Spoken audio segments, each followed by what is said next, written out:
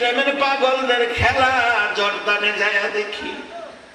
জাফর ইবনে আবু তালিবের মাজারের দিকে ইঙ্গিত করলেন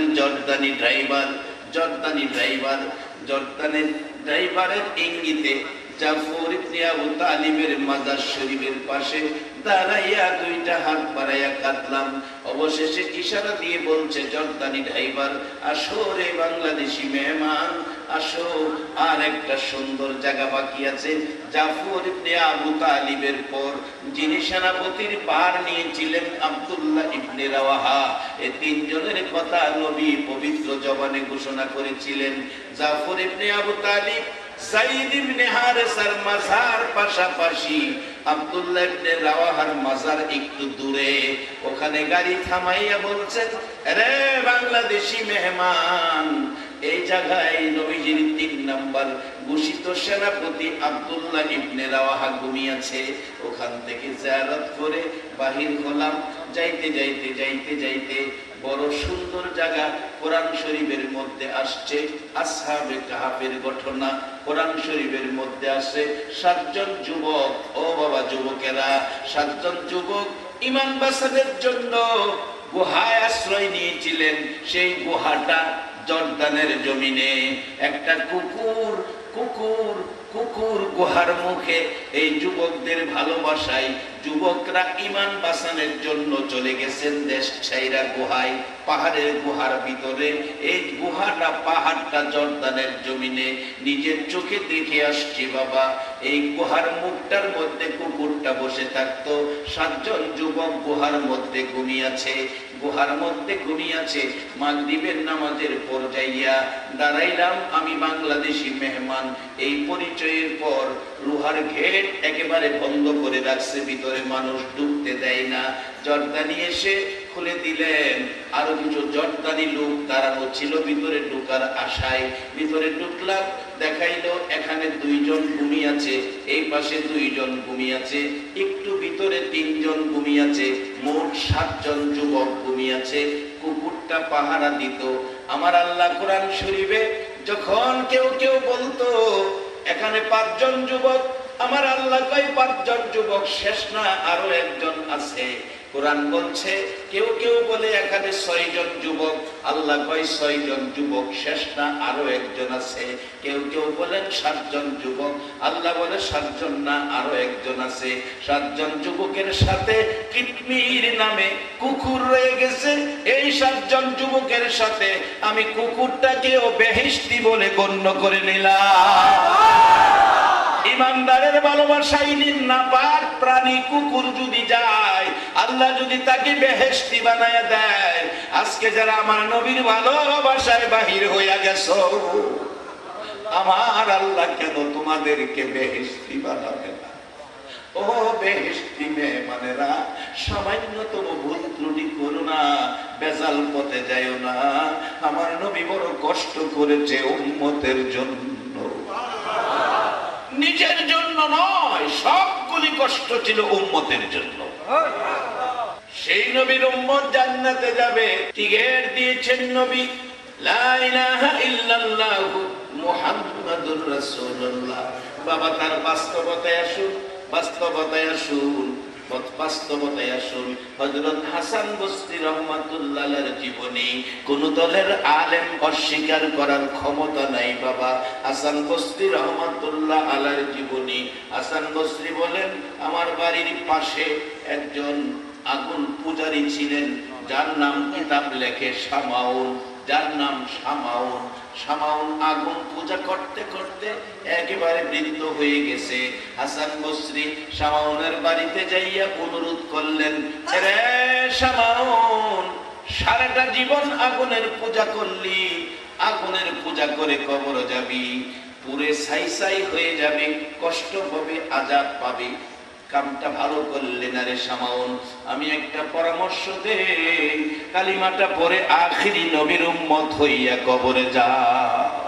শামাউন বলেন, রে হাসান বসরি, আমার সময় থাকতে পরামর্শ দিলি না, এখন বৃদ্ধ হয়ে গেছি, এখন আর কালিমাটা পড়লে কি লাভ হবে?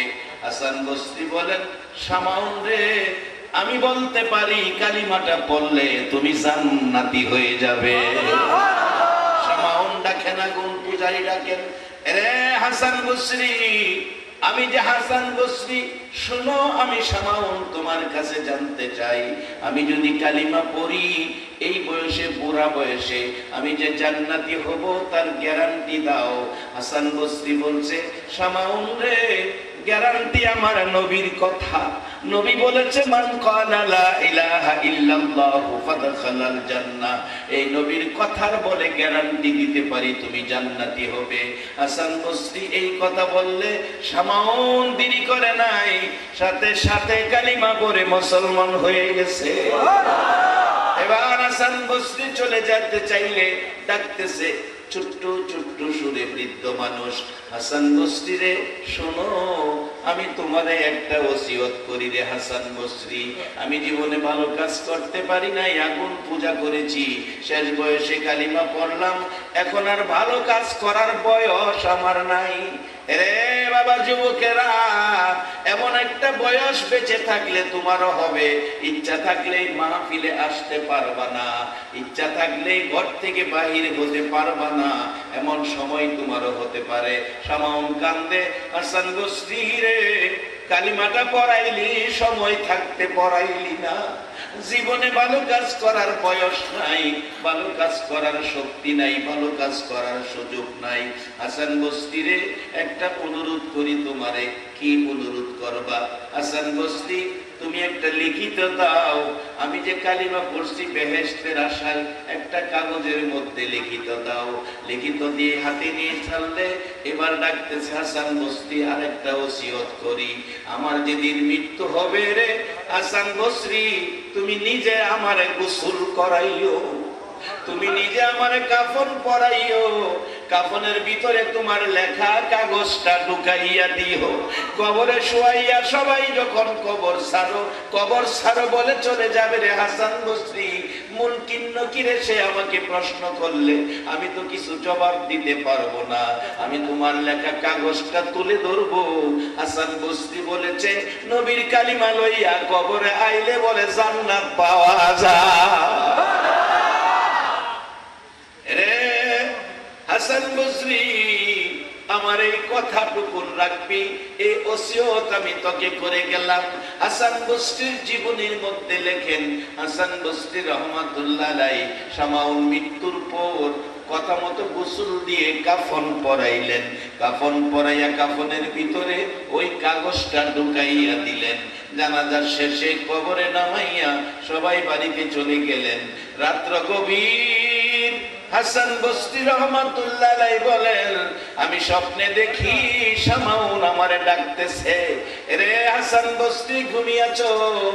ঘুমাইও না, আমি শামাউন এসেছি, তুমি যে আমাকে কাগজ দিয়েছিলা, এই লও তোমার কাগজ, আমি তোমারে দেওয়ার জন্য এসেছি। হাসান বসরি রে, তোমার কাগজ আমার প্রয়োজন পড়ে নাই, নবীর কালিমা লইয়া কবরে যাওয়ার কারণে আমার কবর জান্নাতের বাগান হয়ে গেছে। সেই কালিমাটা বলুন এখনো আমাদের মধ্যে আছে কিনা? সেই কালিমাওয়ালাকে আল্লাহ পরামর্শ দিতেছে, এইভাবে যেন আমরা কবরে গিয়ে জান্নাতের শান্তি ভোগ করতে পারি। আল্লাহর পরামর্শ, ইয়া আইয়ুহাল্লাযীনা আমানু, ও কালিমাওয়ালা ঈমানদার, রুকু সিজদার মাধ্যমে রবের ইবাদত কইরো, এরপরে ভালো কাজ কইরো। আচ্ছা, আজকের এই মাহফিলটা যারা আয়োজন করছে, একটা সত্য কথা গোপন রাখবেন না, দুর্বল কণ্ঠেও বলবেন না, সত্য সবসময় গর্জিয়াস থাকে। আজকের আয়োজন, এই মাহফিল, এই কাজটা ভালো না খারাপ? যারা আরামের ঘুম হারাম করে বৃষ্টি বাদল রাস্তাঘাট কাদা, তারপরেও মাহফিলে আইসা কোরআন সুন্নাহর পক্ষে বসে 60 বছর ইবাদতের চেয়ে বেশি নেকির ভাগী হলেন, আপনাদের এই মাহফিলে আসাটা ভালো না খারাপ? এই ভালো আল্লাহর ফেরেশতারা শুনতাছেনি, আল্লাহ শুনতাছেনি, আমার নবী মদিনার থেকে দেখতাছেনি, সবাই কয় না, বিশ্বাস হয়? সবাই রয় না। বিশ্বাস বিশ্বাস হয় না। নবীজি মদিনার থেকে আপনাদেরকে দেখতেছে, বিশ্বাস হয় না এমন আছেন কেউ? যদি থাকেন তে হাতটা তুলে দেখান। কয়েকজনে হাত করছে, আসলে বুঝতে পারছে না কি কারণ, বুঝতে পারছে না, এই জন্য অপরাধ হয়েছে না। আর এই নবীর উম্মতের এই সুড়ু খাটো অপরাধ আল্লাহ লেহেই না। এই শেষ যমুনায় ইতানের এই সুড়ু খাটো অপরাধ লিখে খাতা বইরা লাভ নাই। অনেক সময় দেখেন না গোলাফান অপরাধ করলে মুরব্বীরা কি কয়, আরে গোলাফান মানুষ থাক থাক। আমরা হলে এই জায়গাতে আছি, এই সুড়ু খাটো অপরাধ হইলে আল্লাহ কথা থাক, বিশ্বাস হয় না? আর সুড়ু অপরাধ না তো বড়টা সহ কথা শুধু থাক না, কোরআন শরীফে মাফ মাফ বলে হুজুর বেগে দেব, এটা কোরআন শরীফ আছে, আলেমুল আমার আছে, কোরআন আছে, আমি কইতাছি ওনারা বুঝবো।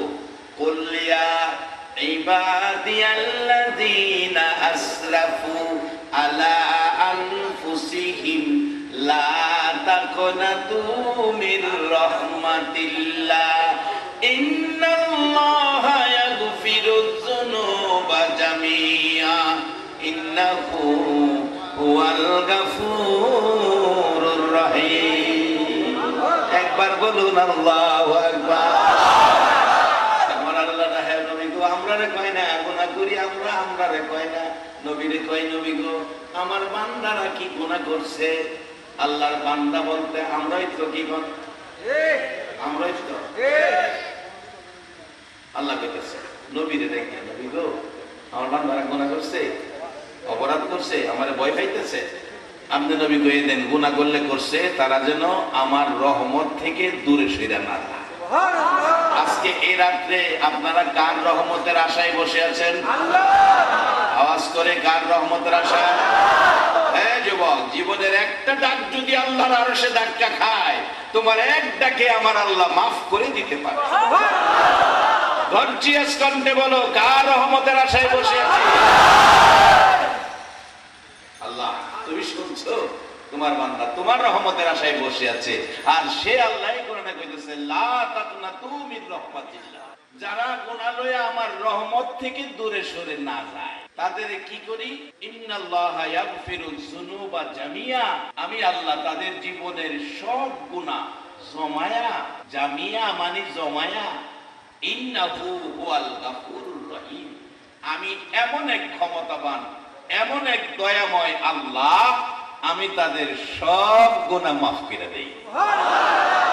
এটা তো ছোট গুনাহ না। নবীজি মদিনা থেকে কে দাঁড়াইয়া রইছেন, কে বইসা রইছেন, সবাইরে নবী দেখে, এই বিশ্বাস আপনাদের আছে?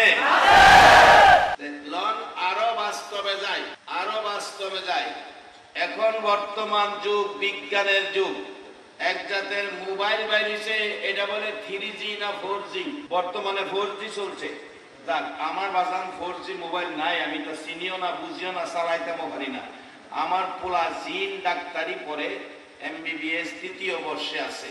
কইতাছে আব্বু আমি বাড়িতে আসার সময় তোমার জন্য ভিডিও মোবাইল লয়ে আমি বাজান, এই বিপদ আমার উপরে দিও না, আনলে গেলাম আমি এটা দিলাম গেলে।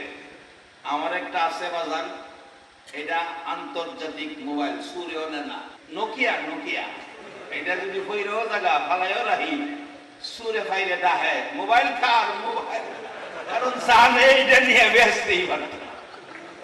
বাজান আসুন আসল কথাই যাই, এই যে 4G মোবাইল চালু করলে বাংলাদেশ থেকে আমেরিকা ছেলের সাথে মা কথা বলে দেখা, এটা সঠিক নেই? এরকম পাইছেন আপনারা? আমার এই মোবাইল নাই, আমি পুরোটা জানি না, আমি শুনছি এরকম, দেখছি এরকম দেখে আমেরিকার থেকে আলাপ করে একজনের আরেকজনের দেখা। মক্কা শরীফ থাকে ছেলে, বাংলাদেশে মা। হ্যাঁ খাইতে বইয়া টেলিফোন করছে, মা কি করো? আমি তো নাস্তা খাইবার লাগা রেডি হইতাছি। আমিও তো নাস্তা খাইবার রেডি হইতাছি। মা জিগায়, বাবা কিটা খাও? কয় রুটি খাইতাছি উডের গোস্ত দিয়া। এই জিগায়, মা তুমি কি খাও? আমি চড়া খাইতাছি শুটকির ভর্তা দিয়া। একজন আরেকজনে কি খা এটাও দেখে, মা ছেলেরে দেহে, ছেলে মারে দেহে। মক্কা শরীফ থেকে বাংলাদেশে একটা মানুষের বানানো 3G আর 4G মোবাইল দ্বারা যদি লন্ডন আমেরিকার থেকে একজন আরেকজনকে দেখে কথা বলে, কে কি দিয়া খায় সেটা দেখে। আর যেই নবী না হইলে কোন নবীর নবুয়তি হতো না, 3G আর 4G কোন জি দুনিয়াতে হতো না। আমার সেই দয়াল নবী জি মদিনার থেকে দেখে কিনা?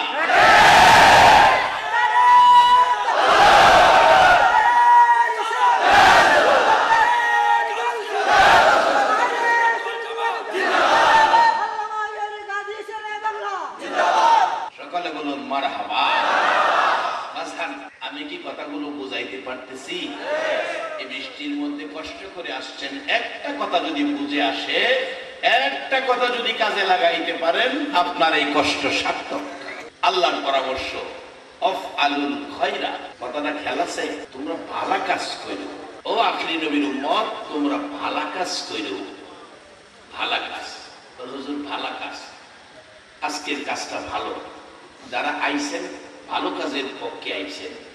এরপরে বলছে যদি ভালো কাজ করতে পারো, ভালো কাজের মধ্যে সবচেয়ে বড় ভালো কাজ হইল মা বাবার সাথে ব্যবহার ভালো করা। একটা মশা কামড় দেওয়ার মতো ব্যথা যদি কেউ মা বাবাকে দাও, তোমার 1000 বছরের ইবাদত শেষ। মা যদি খালি তোমার দেওয়া ব্যথায় একটু খালি বলছে ও, বাবা যদি একটু ব্যথাই বলছে ও, এইটুকের কারণে তোমার 70 বছরের ইবাদত শেষ। মাসান এক হাজী সাহেবের জীবনী, উনি 39 বার হজ করে 40 বারের মাথায় আরাফাতের মাঠে।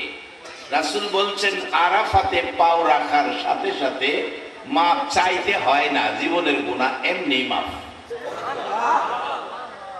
আরাফাতের মাঠে হাজী সাহেব 39 বার হজ করে 40 বারের মাথায় আরাফাতে কাঁদতেছে, খুশির কান্না।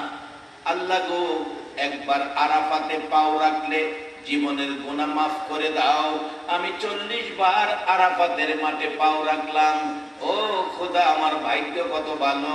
গায়েবী আওয়াজ হইতেছে, হাজী হাজী রে, তোর ভাগ্য বেশি ভালো না, তোর ভাগ্য ভালো না। হাজী বলেন কেন গো প্রভু, আমার ভাগ্য ভালো না? হাজী রে, 39 বার হজ করে 40 বারের মাথায় আরাফাতের মাঠে অবস্থান করছো। এরে হাজী, আরাফাতের মাঠে অবস্থান করছো, 40 বার হয়ে গেছে। হায়াত পাইয়া যদি 40,000 বার আরাফাতের মেহমান হও, আমি আল্লাহ তোমার হজ কবুল করব না। হাজী সাহেব কাঁদতে শুরু করলেন গড়াগড়ি করে, প্রভু গো, 40 বার আসলাম, তুমি কবুল করবা না? কি অপরাধ করেছি গো আল্লাহ, আমি জানতে চাই। গায়েবে আওয়াজ হইতেছে, হাজী রে, তুই যখন তোর মার পেটে ছিলে, তোর মা তোরে পেটে লইয়া কত কষ্ট করছে আমি আল্লাহ জানি, দুনিয়ার কেউ জানে না। বিদায় কোরআন শরীফে আল্লাহ বলেছেন, হামালাতহু উম্মুহু কুরহা ওয়া ওয়াদাআতহু কুরহা। তোমার মা তোমাকে পেটে লইয়া যখন হামেল ছিল, তোমার বাবা পাশেই ঘুমিয়েছে, শুইয়াছে। তুমি মার পেটে, রাত্রে মা ঘুমিয়েছে, মার পেটে থাইকা খেলাধুলা করতে যাইয়া রে মানুষ, তুমি মার পেটে থাইকা খেলাধুলা করতে যাইয়া পাউটা লড়াইছো, তোমার পাও যাইয়া মার কলিজায় লাথি লাগছে। তোমার মা 3 ঘন্টা বেহুশ, জিহ্বাটা বেরিয়ে গেছে, চোখের পানিতে বালির বিছে। আবার নড়াচড়ি করছো, খেলাধুলা করতে যাইয়া কোনি হাতের কনি লড়াইছো, তোমার কনি মার কলিজায় লাগছে। মা কত কষ্ট করছে আমি আল্লাহ দেখছি। তোমার বাবা পাশে শোয়া, সেই তো দেখে না, সেই তো জানে না। তোমার মা হাত বাড়াইয়া ডাকছে, মাবুদ রে, এই সন্তানটা কবে কুলে লইয়া বাবা কইয়া 2 গালে সুমাইব। বলুন মা, সন্তানের 2 গালে সুমা দেয় কিনা? মা সন্তানের 2 গালে চুমো দেয়, মার সব কষ্ট দূর হয়ে যায়। আমার আল্লাহ ডাকতেছে, হাজী রে, এই মা যখন সন্তান প্রসব করে রে হাজী, তোর প্রসব ব্যথার যন্ত্রণায় 3 দিন গলা কাটা মুরগির মতো লাফাইছে, রক্তক্ষরণ হইয়া ঘরটা লাল লাল হয়ে গেছে। মহিলারা বলছে এই মহিলাটা বাঁচবে না। 3 ঘন্টা তোর মা বেহুশ হয়ে পড়ে আছে, তুমি ভূমিষ্ঠ হয়েছ, তোমার ওয়া ওয়া কান্না শুনে তোমার মার জ্ঞান ফিরেছে। ডাকছে তোমার মা, কে কান্দে গো? কোন মহিলা বলছে তোমার ছেলে হয়েছে। মা পাগলে নিচার দিক ঘুরে ঘুরে ভিক্ষুকের মতো হাত বাড়াইছে, দে আমার ছেলে আমার কোলে দে। মহিলারা বলছে গোসল চলছে, গোসল করাইয়া তোমার কোলে দেওয়া হবে। তোর মা কাঁদতে কাঁদতে বলেছিল গোসল লাগবে না, আমার কোলে দাও গো।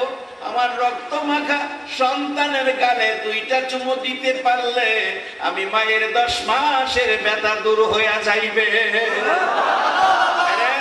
হাজি, এত ব্যথাই ব্যতীত যে মা কষ্ট করে তোমাকে গর্ভ ধারণ করেছিল, প্রসব ব্যথায় 3 ঘন্টা জ্ঞান হারা হয়েছিল, রক্তমাখা সন্তান কোলে দিয়ে 2 গালে চুমাইতে চেয়েছিল। এই মাকে একদিন তুমি বড় হইয়া সাধারণ একটা ব্যাপার লইয়া কথা কাটাকাটি করে এক পর্যায়ে রাগ হইয়া মারে লাথি মাইরা ফালাইয়া দিছিলি। হাজি, তোর মার ওই 10 মাসের ব্যথার কথা মনে হইয়া তোর মার কলিজা ফাইটা দুনিয়ার থেকে বিদায় হয়ে গেছিল। বিদায় মুহূর্তে 2টা হাত বাড়াইয়া বলছিল, আল্লাহ গো, তুমি দেখছো গো কত কষ্ট জীবনে সন্তানের জন্য করলাম, সেই সন্তানের লাথি খাইয়া কলিজা ফাইটা দুনিয়ার থেকে বিদায় হলাম, এই বিচারটুকু তোমার কাছে দিয়ে গেলাম।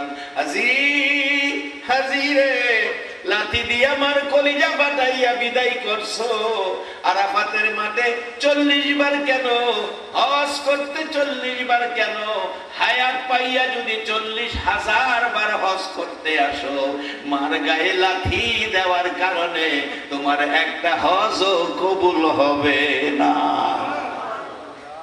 আখিরি নবীর উম্মত, যত ভালোবাসাই নবীকে দাও, একটা মশা কামড়ের ব্যথা যদি মা বাবাকে দাও, তোমার মতো উম্মতের সুপারিশ আমার নবী করবে না। তবে এই রোগ যদি দূর না করেন, এই রোগ দূর না করা পর্যন্ত বেহেশতে যাওয়া কোনো দিকেই সম্ভব না। ইবাদত যতই করেন, 4টা চাক্কার গাড়ি একটা যদি পাঞ্চার হয় গাড়ি চলবে না। মা বাবার সাথে যেন ভুল না হয়। তবে অন্য ভুল ত্রুটি ছোটখাটো অপরাধ করে যদি হয়েও যা, চাক্কা 4টা থাকে, একটা পাঞ্চার হইলে দেখবেন গাড়ির মধ্যে আরেকটা স্পেয়ার চাক্কা থাকে না? কয় না? আমি বলবো গাড়ির চাক্কা 4টা, আরেকটা চাক্কা কেন রাখছে? রাখার কারণ হলো যদি পাঞ্চার হয়, বিপদে পড়া যায়, ওই স্পেয়ার চাক্কা দিয়া আপনার বিপদ দূর হয়ে যাবে। আজকে যারা নবীর ভালোবাসায় বসে আছেন, এটা হলো জীবনের স্পেয়ার চাক্কা। এটা স্পেয়ার চাক্কা। যদি ইবাদতে কোনো ত্রুটি হয়, নবীর ভালোবাসায় স্পেয়ার চাক্কা ধাক্কাই আপনাকে জান্নাতে নিয়ে যাবে। কোরআন শরীফ আল্লাহ আপনারে সুন্দর ফায়সালা দিছে, ফাদখুলি ফি ইবাদি ওয়াদখুলি জান্নাতি। সহজ, ইবাদতে ঢুকো, তোমরারে জান্নাতে ঢুকাবো। আখিরি নবীর উম্মতের কইতেছে, কেন নবী তো কষ্ট করছে আমরা লাগে।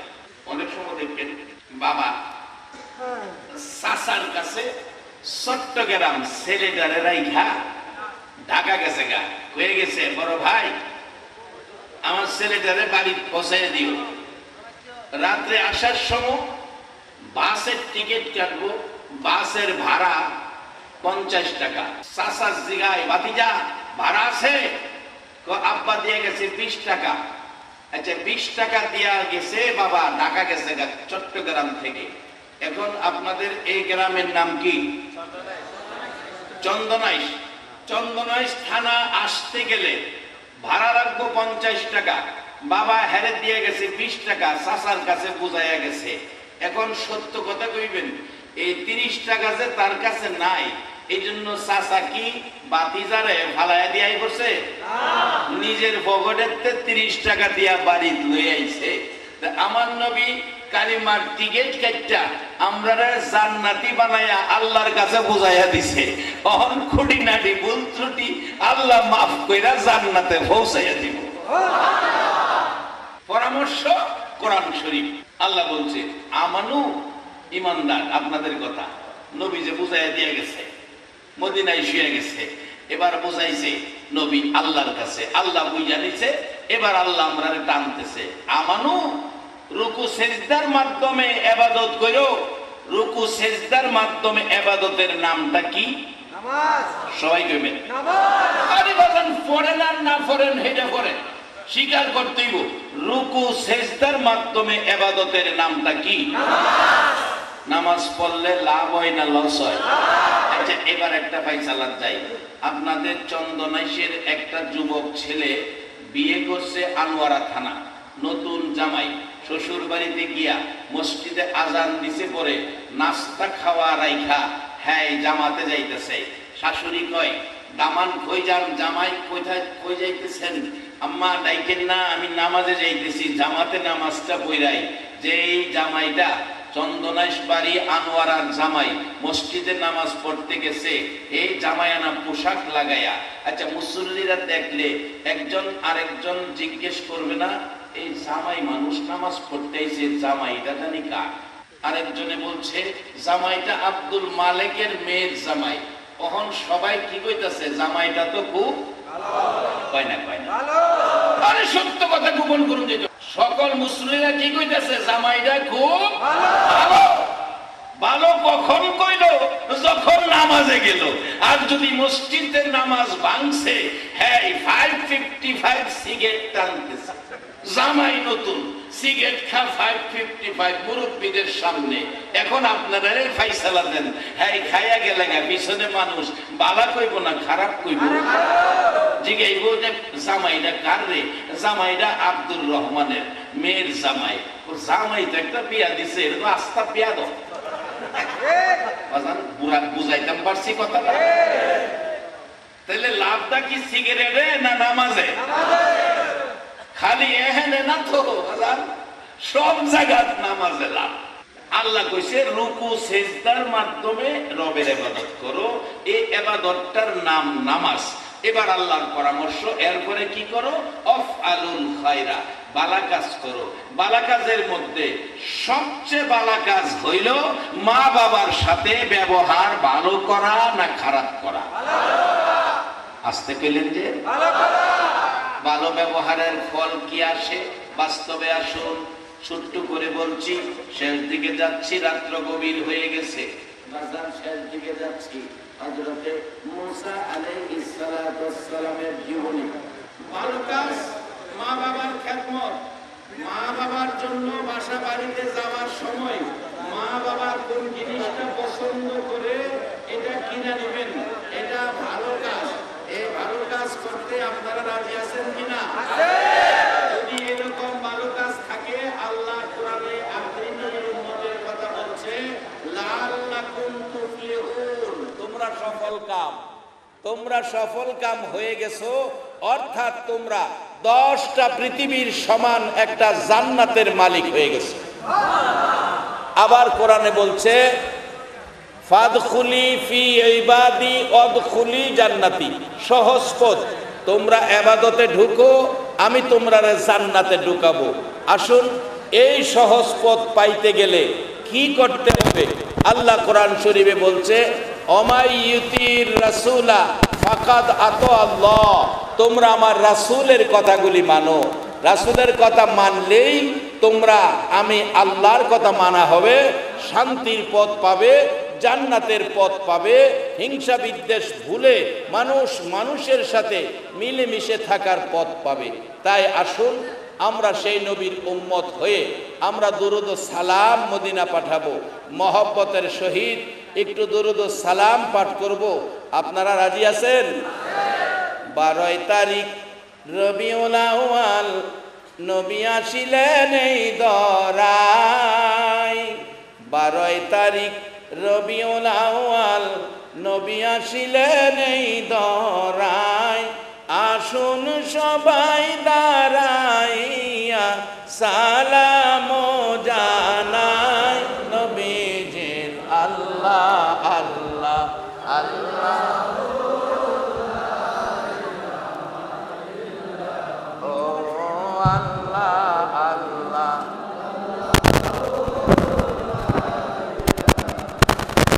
ইয়া নবী সালাম আলাইকা, ইয়া রাসূল সালাম আলাইকা, ইয়া হাবিব সালাম আলাইকা, সালাওয়াত নবীজি। ওগো মায়ার নবীজি, ও দয়ার নবীজি, কত কষ্ট করলা তুমি নবী গো উম্মতের লাগিয়া, কত মার কত ব্যথা সইলা গো নবী উম্মতের লাগিয়া। আবু জাহেল আবু লাহাব রে কত মার মারলি আমার নবীর মা নাই বাবা নাই বলিয়া। 63 বছর কাঁদছ তুমি উম্মতি উম্মতি বলিয়া, এখনো কান্দিতে আছো মদিনাতে শুইয়া। মদিনা রে ও সুন্দর মদিনা, মদিনার পাহাড়, ও পাহাড় রে তুই কত ভাগ্যবান, পাহাড় হইয়া দেখছ আমার দয়াল নবীকে। মদিনার হরিণ, ও সোনার হরিণ রে তোরা কত ভাগ্যবান, হরিণ হইয়া দেখছ আমার দয়াল নবীকে।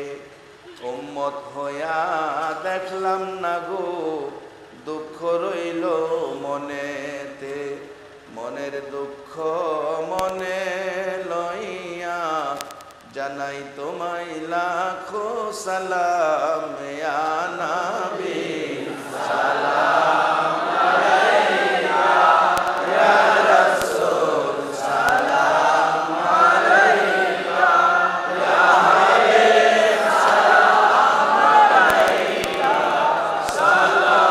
সালাওয়াতুল্লাহ আলাইকা। বেজায় রব মেরে দুরুদ ও সালাম। আল্লাহ আল্লাহ আল্লাহ আল্লাহ আল্লাহ